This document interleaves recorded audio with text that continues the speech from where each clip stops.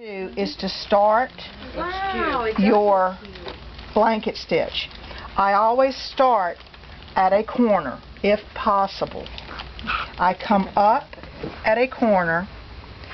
I keep my thumb on the thread in the direction that I'm going. I drop my needle in, come up, and gently pull it through. That forms your first stitch. You do not see the ending of this stitch. That'll happen when you get all the way around. You will do a finishing stitch. But when we start, this shows your first stitch. I keep the thread pulled in the direction that I'm going, and I put my second stitch. The length of the stitch is a personal preference. When I'm working on smaller pieces like this, I try to keep my stitch a little bit less than 1/4 of an inch. And I come up directly underneath the bottom piece of wool so that it semi-hides this thread along the bottom edge. Can you see how that's hiding there? It's not, this thread here is not sitting on top. It just falls along the bottom edge next to the cotton. So that really all you're looking at are these top stitches. So once we get around here, I'm going to stitch until I go around the corner. We did a rounded corner on the bottom of this skirt. So that makes it very easy to turn a corner. You just keep pulling that thread in the direction that you're going. Bit. And pull your thread. Now when you turn, as you can see, these are a little bit closer than this was. This stitch is going to be a little bit closer than the previous to make that corner, although your stitches at the bottom stay relatively the same width. And now I come back to a straight stitch. Again, you can see where this is above, about 1/16 of an inch above the bottom. I'm going to take my stitch, come up in the seam allowance while pulling that wool down even with that seam line. Brings it right down. I'll pick up the next stitch into the seam line and bring that wool right back down. And you see how it falls straight in line with that seam. Really does stretch. The wool stretches beautifully. If you didn't leave this gap here, what would happen is when you pull that stitch down, the end of the skirt would actually be falling below your seam line. And just a personal preference, I wanted that skirt to fall along that seam line, and that's exactly what it's going to do all the way down. How long do you leave your thread when you cut it?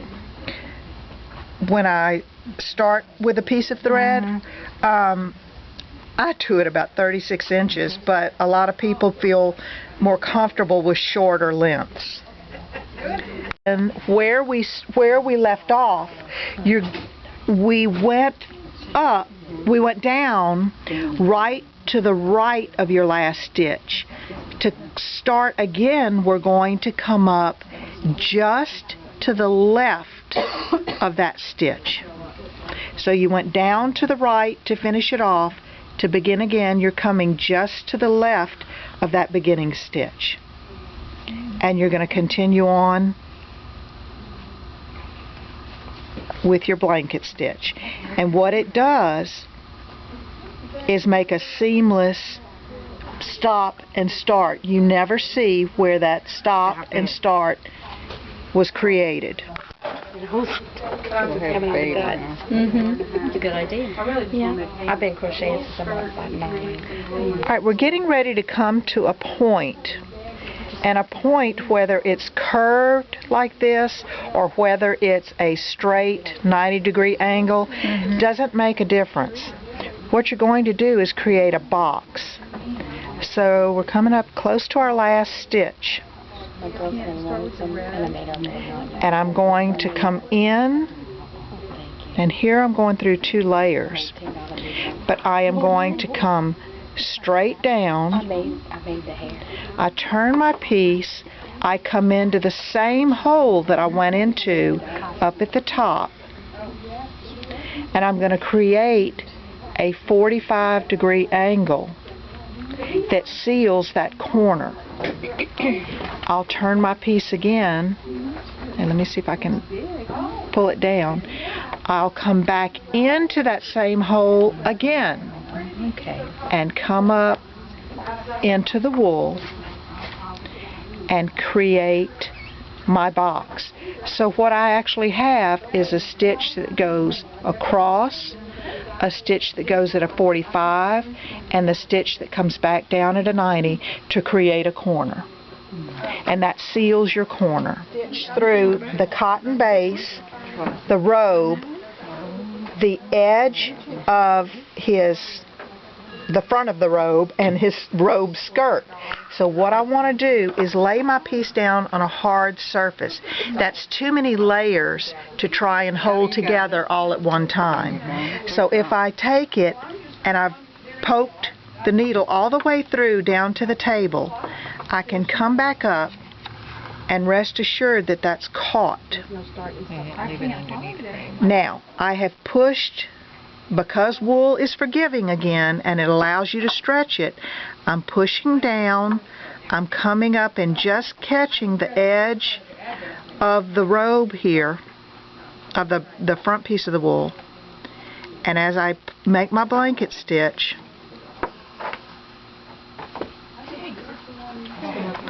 I'm going to shove this underneath and close it off. If this piece that I'm pointing to right here is shoved under a bit more, you don't have any difficulties closing this off. If it's not, like it's shown here, you can always fix that just by shoving that wool under, and then when you pull your stitch down, it's going to seal it closed.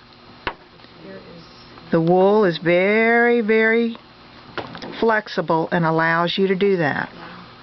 Again, push the wool under, pull it, and the stability of a hard surface like this table underneath you allows you to get that done.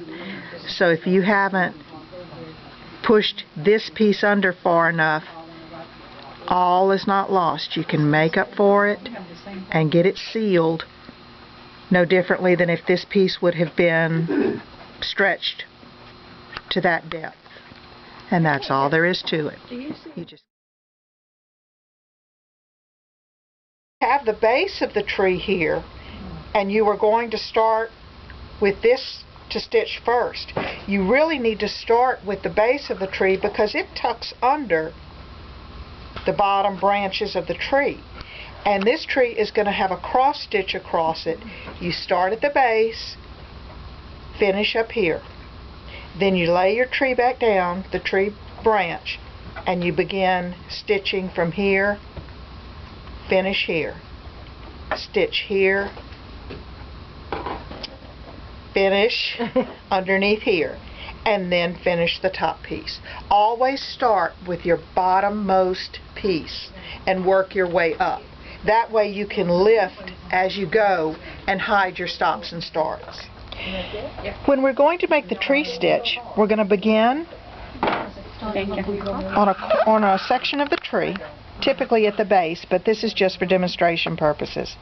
We're going to go about 1/4 of an inch over. I'm using a light color thread so that you can see how this stitch is made.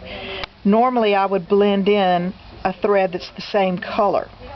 You're going to go across about 1/4 of an inch, bring your stitch down, come up right at the base of the tree trunk,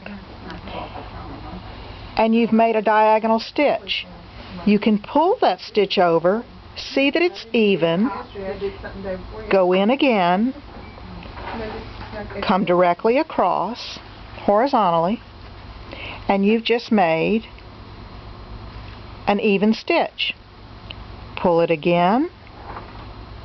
I do like this thread. I do it completely backwards. And I'm going to make just a couple of more stitches so that you can see how we go back. You see how your stitch is just going across at a nice even pace.